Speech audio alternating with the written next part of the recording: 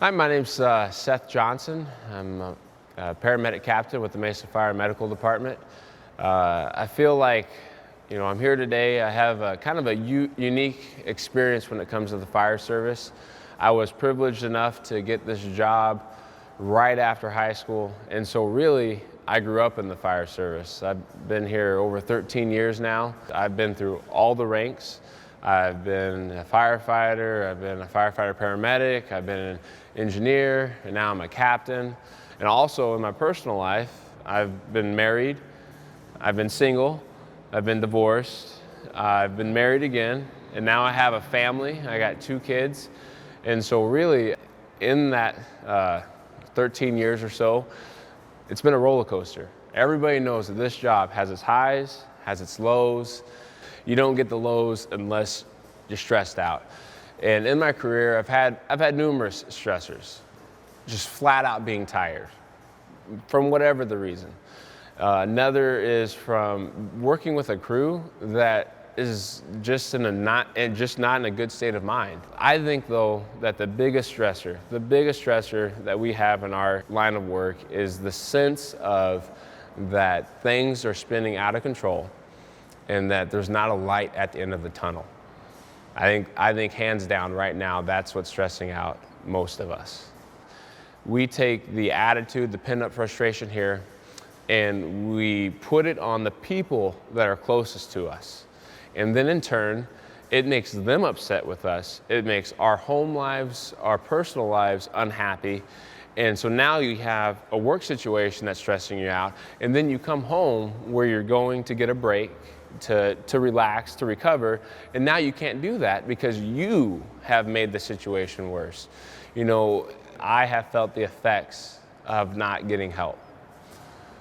And I tell you what, there's nothing sadder than when a little kid is scared of their dad because they did something that a kid does. They spill their juice, and the first thing you do is an overwhelming sense of anger that you can't control comes over you because your kid spilled some juice.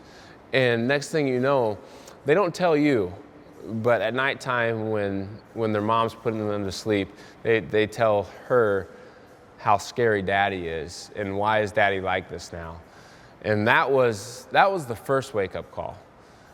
So I'm thinking, okay, I can do better, I can fix this. But you couldn't, no matter how hard I tried. Literally, it felt like physical torture to try and apologize for when I knew I was wrong. And I can't flip the switch back to not be upset. And it's like that with everything. Once the switch is flipped, I can't undo it. And I'm just mad, I'm just angry. And it bleeds over into and how I treat my wife, how I treat my kids, how I treat those around me. I can't fix this. And then I started to ask why and how I couldn't fix this. The one thing that helped me out, it wasn't a fix, it was a Band-Aid, and it was a bad Band-Aid, is I would drink.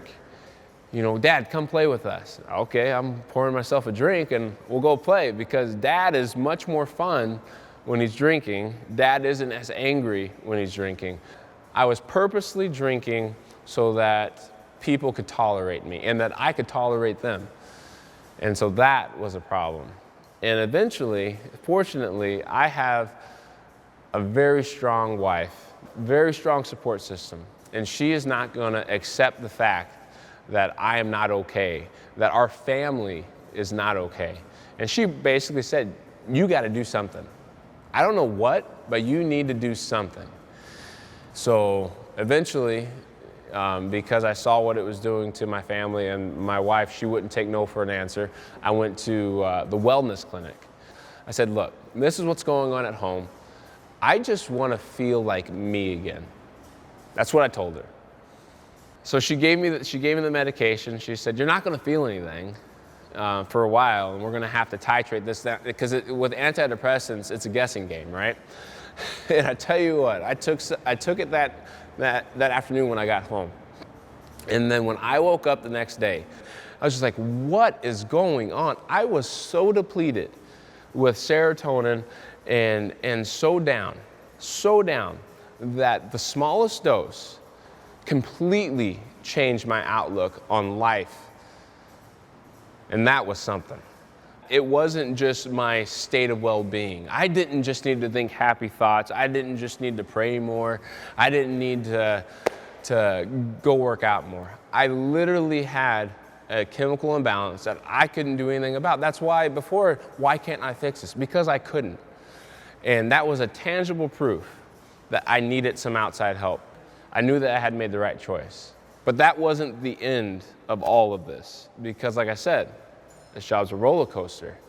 I've gone up and down, and I was on my way up, and I stayed there. And then I started to come back down again. And so all I knew what to do, I was like, I already tried the antidepressant. Something else is going on. So all I knew to do was call Dale Krogan. I was like, I've talked to Dale before.